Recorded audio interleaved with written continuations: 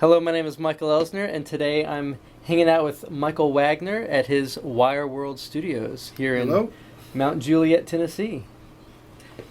And I wanted to ask you some questions about what you're doing with guitars nowadays, and specifically the Kemper amplifier and how you're utilizing that in your recordings. Yeah. But to first start off, so you familiarize everyone who's watching, can you tell everyone some of what you've done and a bit of your history? Yeah. I've been in the business now for almost 40 years. Mm-hmm. And I started playing out in a band that turned into Accept later on. And sooner or later I got into engineering. I got my degree in electronics in a company called Stramp, building equipment, and found out at the end that working with the equipment is a lot more interesting than building it. Right. So I changed over to the other side of the glass and became an engineer, built a studio in Hamburg called Tennessee Studios. Mm-hmm. And now we are in Tennessee. Right.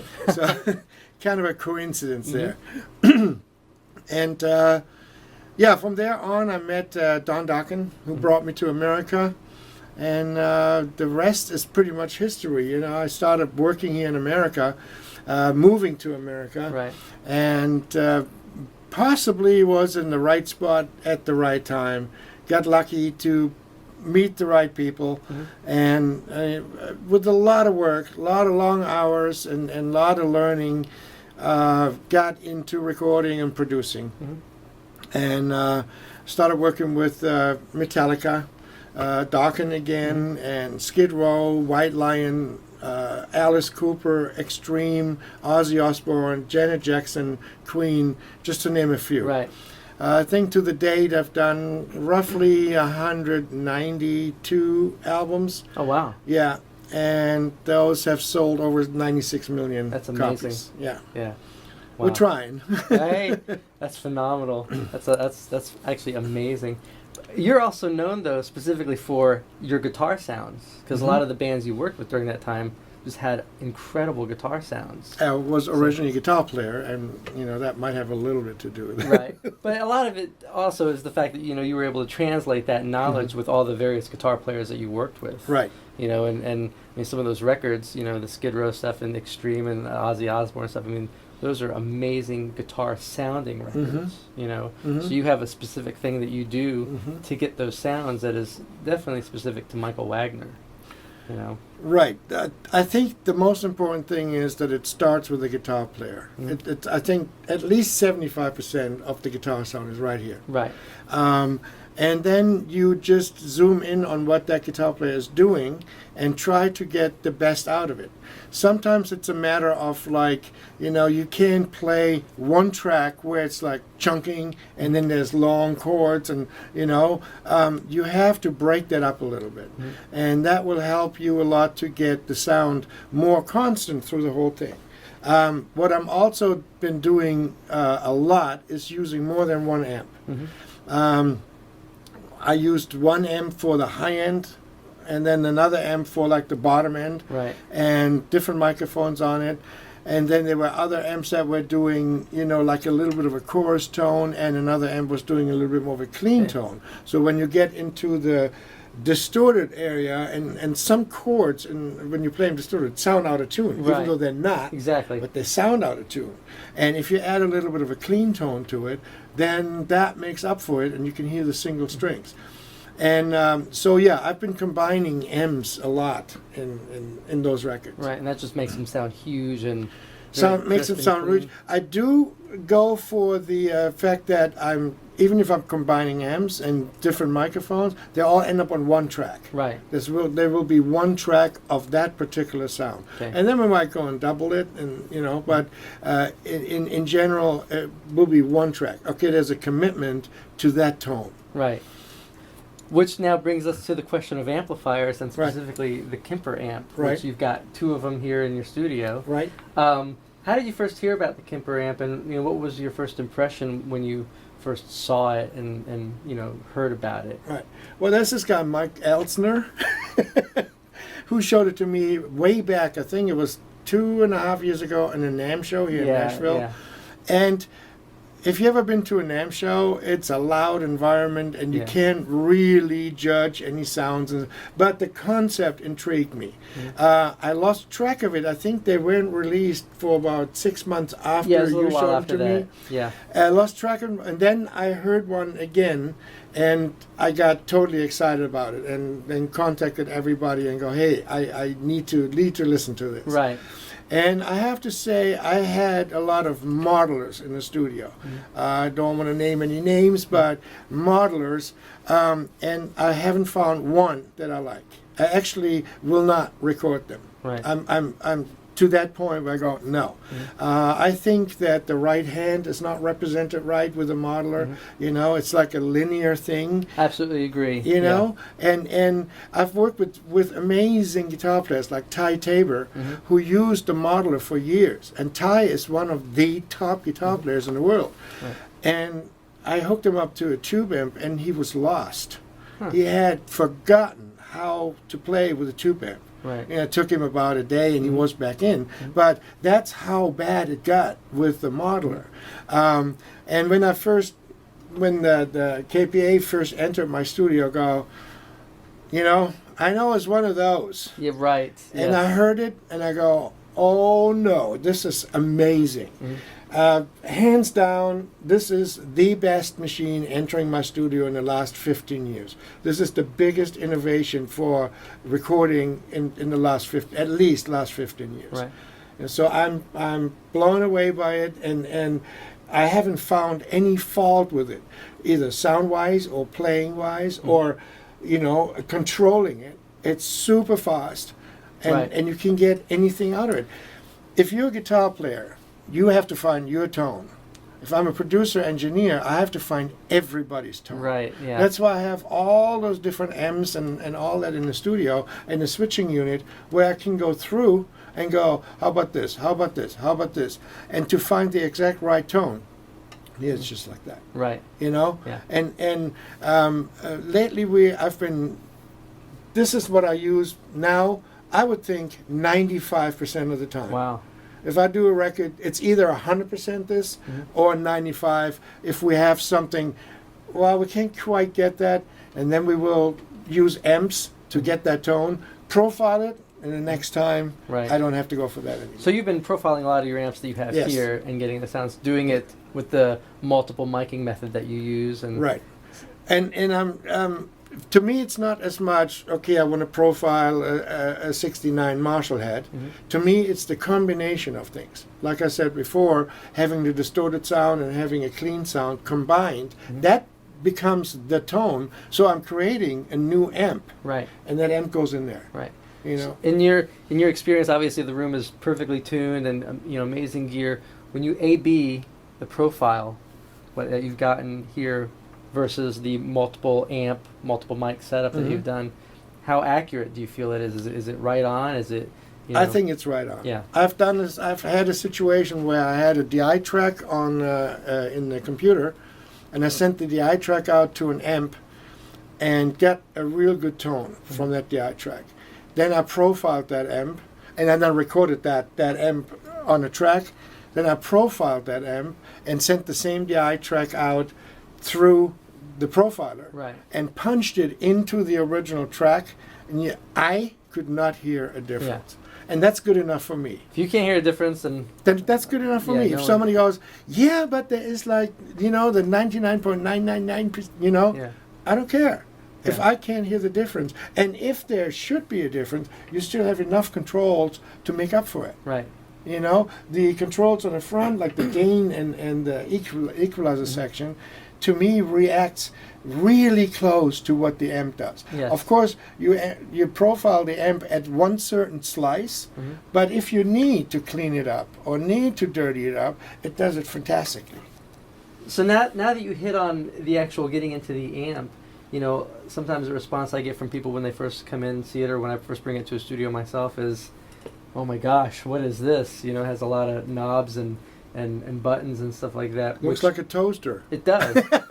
I like that, actually. I think it's one of those things where, you know, when you first look at it, you know, it's a lot to take in, but once you spend about 5 minutes with it, it's very easy. Yes. You know, in the experience on your end with that, with other guitar players coming in that you've worked with? Well, in this case, I do all the working with the gear. Mhm. You know, they will just be playing. Okay. But no, it's not hard to deal with. It's very easy to Yeah. deal with. The one thing that you have to learn a little bit, the controls make all sense because it looks like an amplifier. Exactly. You know, you got the gain, you got the EQ, and you got an output volume, same as an amplifier. Mhm. And then you got all the stomp boxes and stereo effects in there. The one thing I would spend some time on is the actual profiling. Right. Experiment, get into it, follow the stuff that's online, and also the manual, of course. Mhm. You know, the manual is very well written, and read it and go by it. It really will help. And also, when you showed me some stuff, that helped me a lot. Right. Is there anything that, now that you've had it for a while and that you've been profiling your amps, is there any specific method that you've come across in your own process of profiling that you've discovered that's specific to you, or that just works great? Or are you just following the actual, rules inside the manual of how to profile it? Pretty much. Yeah. Pretty much. The manual tells you about how to profile it. At first, to me, it was a little confusing how to set it up. Now it's integrated in my system, and it actually makes a lot of sense. It's just you have to wrap your head around it. But once you've done the profile, I think the most important thing is the refining the profile section, and where you go compare to the original amp and the first profile that you did, and then you refine it. And the more you refine it, the more it will go into the exact same direction. You can even hear it. Yeah. When you're refining, you can hear it kind of, really come to life to match the amplifier. For people who are watching who haven't really experienced profiling in a professional studio environment, could you give them just a basic overview of how you would go about profiling just a basic amplifier in your drum room over there? So the way it's set up here, like I said, I use maybe 2 or maybe sometimes 3 amplifiers at the same time, and there out there we have what I call the Wall of Doom Part 2. Yeah. This is the Wall of Doom Part 1, and I have like 8 cabinets set up, different amplifiers, and every cabinet possibly has 2 microphones. Normally a ribbon microphone and then a condenser microphone to mix them together to get 2 different. And also, some of the cabinets have 2 different speakers in it. And even some of the power amps that I have different power tubes. Okay. So it's a difference in sound, and when you mix them both together in a certain way, you have more possibilities to get a different sound. Right. And then, of course, we end up maybe sometimes with like 4 to 6 microphones. They go to my favorite preamps, which I normally use the Chandler TG2 for distorted guitar. Okay. That's my favorite one. Okay. And from there, they get mixed together right here with that mixer, and the mono signal coming out of that mixer goes back into the Kemper for profiling. Right. So you plug your guitar in, you plug the Kemper into your amp chain, and play the guitar and set up your amps the way you like them to sound. And from then on, you leave it to this guy to send its own signals out and profile the amplifiers the way it wants to see them. The biggest thing in the whole process is taking the time to set up the microphones and getting all the phase aligned right, and basically once. Because after that you don't have to do that anymore. It takes about 45 seconds or a minute and another 30 seconds to refine it, and you've got that. That's it's pretty phenomenal. And then another little tip is there is a lot of possibilities to put a tag. They call it a tag. Right. A description of what you did. Fill it out. Put as much information there as you can. Yeah. Because it is important which guitar you use to profile. So the pickups make a difference. If you use a Strat to profile, and you use a Les Paul to play that profile, it might not give you the Strat experience. Well, naturally, anytime you switch a guitar with an amplifier, you're going to change the tone of the amp to suit the guitar. Exactly. So that's a perfect point. Is specifically going in and meta tagging it, so that's right.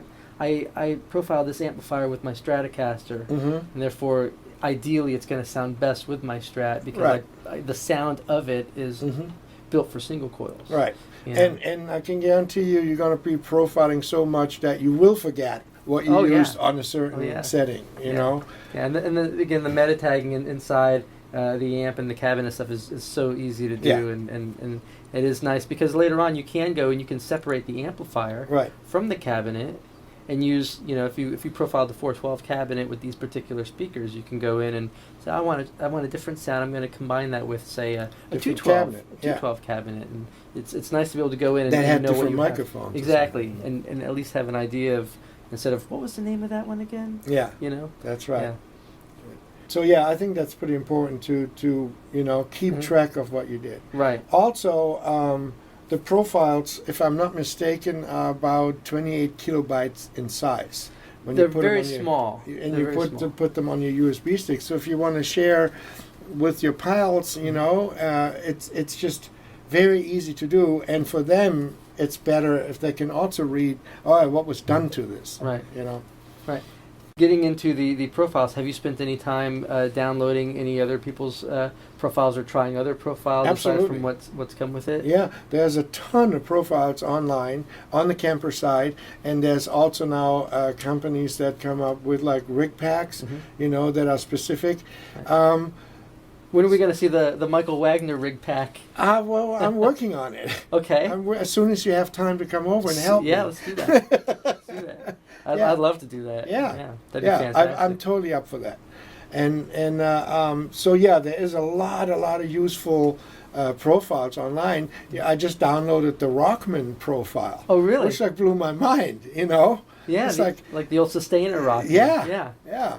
And there's a lot of useful stuff online, and you have to the biggest problem is you have to weed through it, and find what's good for you, and and the machine comes loaded with a whole bunch of great profiles. Right.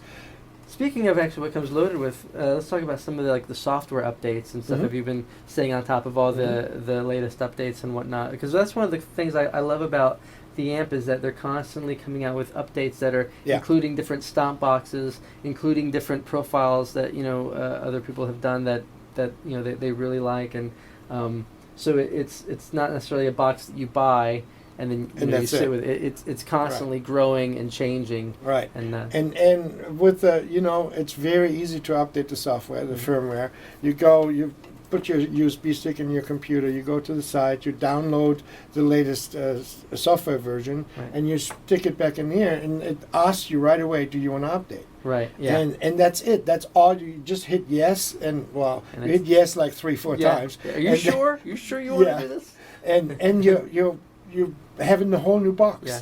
And that has been going on for a while, and like once in a while there's a new update, pretty frequently actually. It seems like it's like every month and a half. It seems almost. Yeah, and then the latest one actually that I just put in had the harmonizer functions. The pitch shifting which functions. Blows my mind. They sound phenomenal. Yeah. To keep that. At Stramp we built the first guitar synthesizer in 1975. Oh, really? Okay. And it never worked.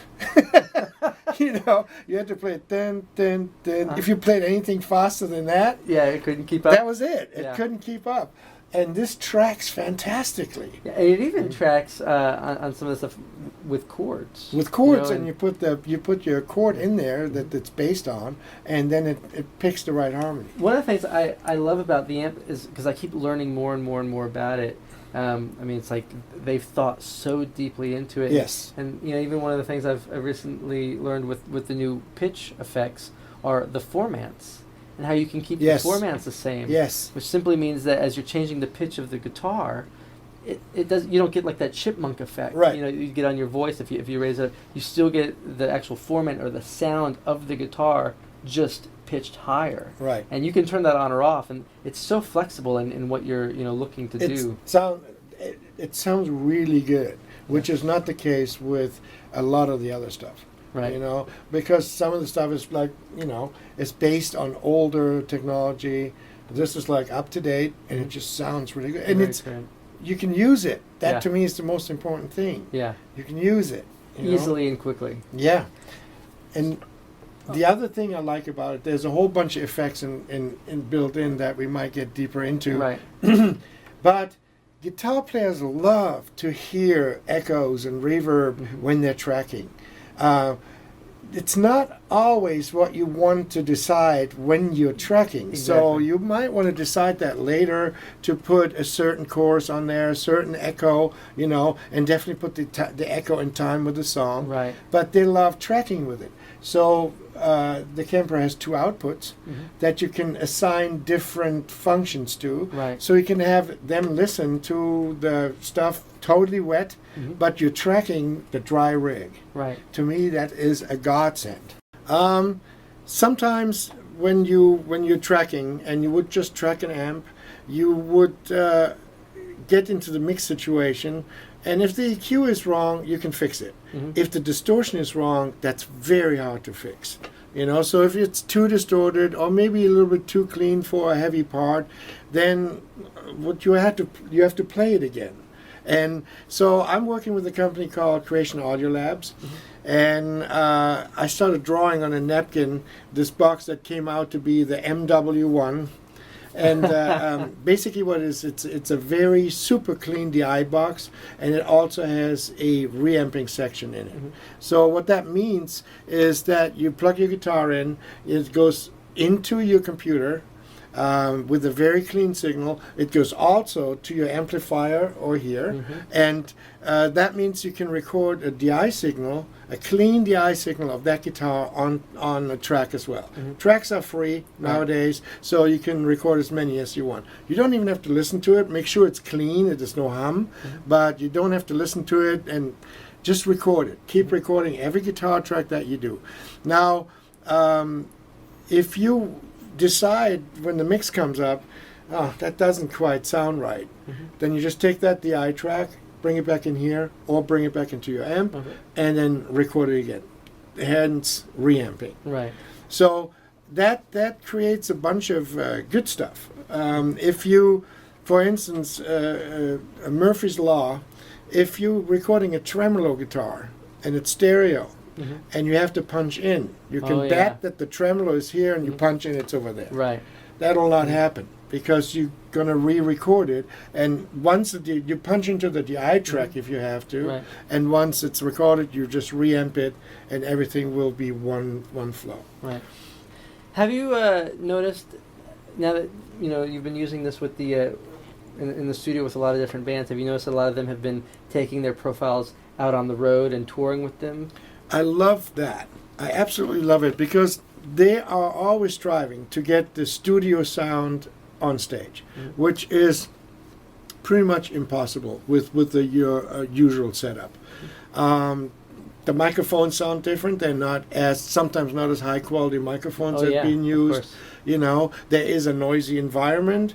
It's almost impossible. With this, we can profile the sounds that they're using for the record, which I do anyway, and at the end I just hand them a USB stick and go, here you go. Yeah. And they can put it in their Kemper on stage and have exactly the sound that we used in the studio. Right. And again, you can have the DI that comes out of the direct sound that comes out of the Kemper in your in-ears in front of house, but you can still run your monitor output through a cabinet.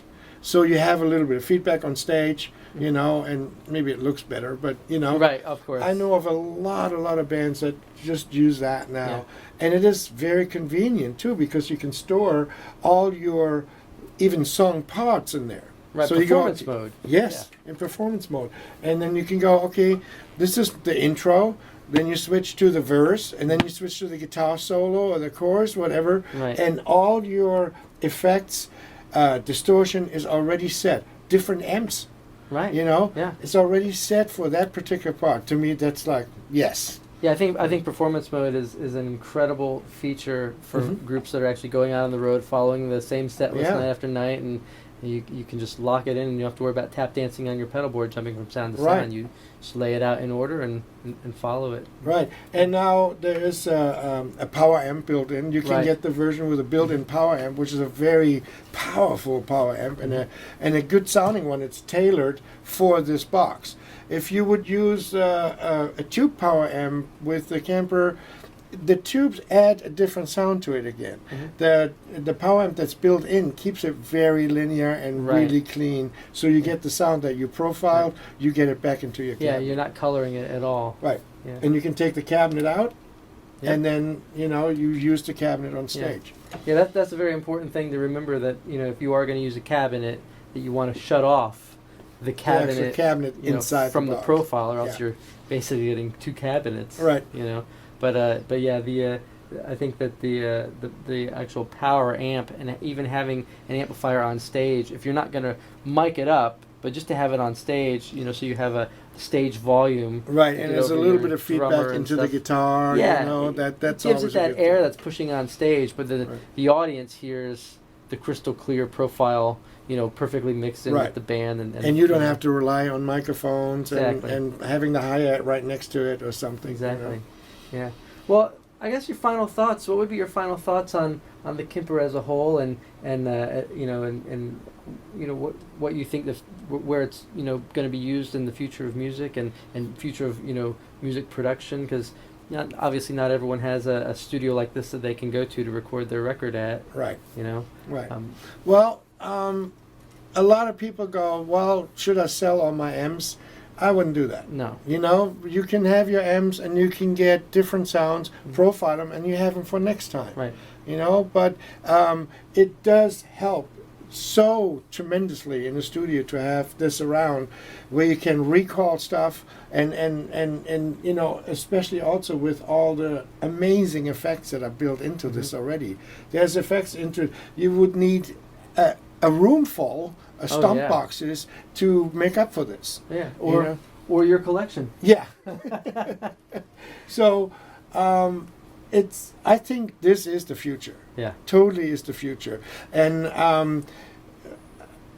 it needs content, though. It needs content. So people, Yes. it doesn't devalue amps. Amps are Right. so important. You dial in the sound on your amp. Mhm. It's just that you don't have to take that amp and take it out on the road and bash it around. Right. You can, and if you need to go get the sound again that you've already captured on that amp, you have it in here. Right, and you got all the sounds online. Right. And if you are in your bedroom studio where you cannot crank the cabinet very loud, there's the solution. Yeah. And also for me, it's fantastic because the bands that I work with, we're mostly tracking the drums, but everybody's playing Right. for the feel. But we most likely won't keep the guitars or the bass, unless it was a great track. And so this way, I don't have to have a speaker cabinet in there, taking up the space in my room and the sound in my room, so I can have it pure for the drums and have the guitar player and bass player, track them with, and if they play great, we got the sound already. Oh yeah. Now, this is one final question here. A lot of people, and you just touched on it, but obviously people know this as a guitar, unit. Have you used it on bass? Yes, absolutely. I tend to track bass, just the eye, while we're tracking, actually the actual bass. And then later on, when I'm going towards the mix and I have more instruments, final instruments recorded, bass is always hard to judge where it fits in. But when I have the instruments recorded, I go and reamp that, and there's some really cool amp-pack and different settings in here that you can reamp the bass with, and you have that tone. That bass, that old bass, amp-pack bass tone. Yes. Yeah. Yes. Well, man, thank you so much for thank you for having me in here today. And Yes. it's an inspiring place to be, and there's a lot of history just on that back wall with all those guitars and My all diffuser. and your diffuser and all the records that those have been on, and it's been a lot of fun hanging out with you. Cool. Well, thanks for doing the interview. Well, thank you so much. Yeah.